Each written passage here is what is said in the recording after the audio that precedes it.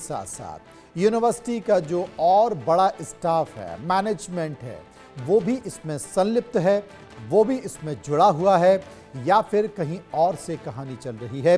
आपको बता दें कि अल फलाह यूनिवर्सिटी के जो संस्थापक हैं उन्हें भी गिरफ्तार कर लिया गया है, उनसे भी ईडी पूछताछ कर रही है।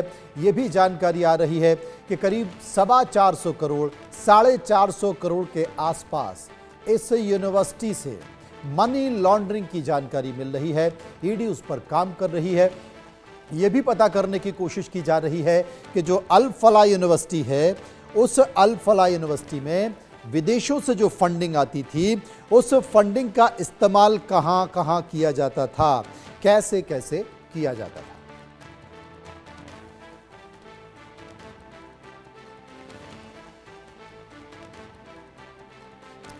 इसी खबर पर बात करने के लिए हम सीधे चलेंगे। हमारे साथ इस वक्त देवेंद्र कौशिक जुड़ गए हैं। देवेंद्र, जो डॉक्टर्स की टीम यहां पर जांच करने आई थी, वो किन किन मुद्दों पर जांच कर रही थी और क्या ये जानकारी मिल पाई कि उसे कुछ हासिल हुआ है?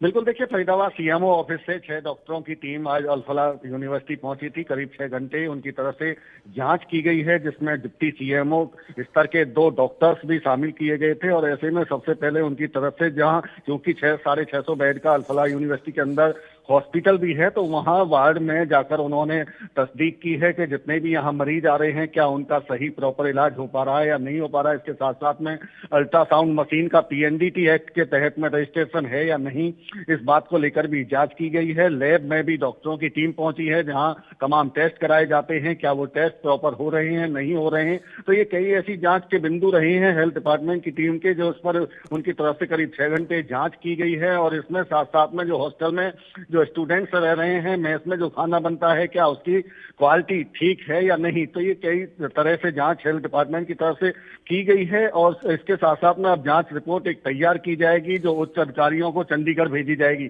उसके बाद अगर कहीं खामियां पाई जाती हैं, तो उसके हिसाब से फिर अल फलाह यूनिवर्सिटी पर कार्रवाई भी हेल्थ डिपार्टमेंट की तरफ से आने वाले दिनों में हो सकती है। जी देवेंद्र, ये भी जांच आ रही थी कि जो अल फलाह यूनिवर्सिटी है, इस अल फलाह यूनिवर्सिटी को नैक से भी संबद्धता मिली थी।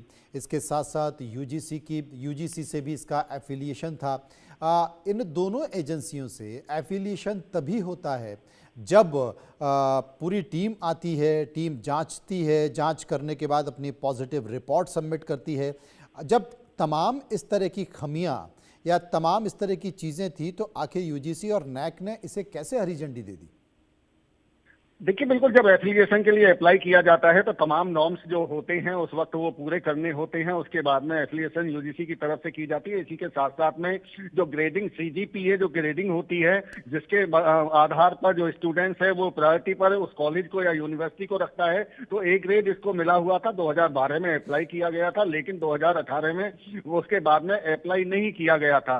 ऐसे में चूंकि अप्लाई नहीं किया गया था, तो इसलिए नेक की तरफ से भी इस बात को लेकर ध्यान नहीं दिया गया। लेकिन अब जब ये मामला सामने आया तो तब पता चला कि वो अभी भी ए ग्रेडिंग में नेक की दिखाए हुए है, उसका लोगो यूज कर रहा था और यूनिवर्सिटी को नेक के माध्यम से ए ग्रेडिंग की कंडीशन दिखाई गई थी। तो इसी को लेकर अब जो ये 2 एफआईआर दिल्ली पुलिस की तरफ से जो की गई थी, उसका आधार भी यूजीसी और नेक ही था कि उनकी तरफ से 7 दिन का सो कॉल्ड नोटिस जो जारी किया गया था, उसी में ये तमाम चीजें 7 पॉइंट नेक की तरफ से नोटिस में लिखे गए थे। और उन्हीं आधार पर अब ये जो मुकदमे दर्ज हुए, उसी में से अब जो कार्रवाई हो रही है, हम जो ईडी की कार्रवाई देख रहे हैं, उसी एक एफआईआर ईडी को ट्रांसफर की गई थी। और उसके आधार पर, चूंकि आधार ये जानकारी जो दी गई थी, ये बताया गया था कि ए ग्रेड बताकर जो बच्चे हैं उनको बरगलाया जा रहा है और उनके एडमिशन में मोटी फीस वसूली जा रही है। जो 415 करोड़ रुपए का जो मामला ईडी के सामने निकल कर आया है, वो इसका आधार यही है कि बच्चों को बेहतर, यानी कि अगर बेहतर क्वालिटी की यूनिवर्सिटी है,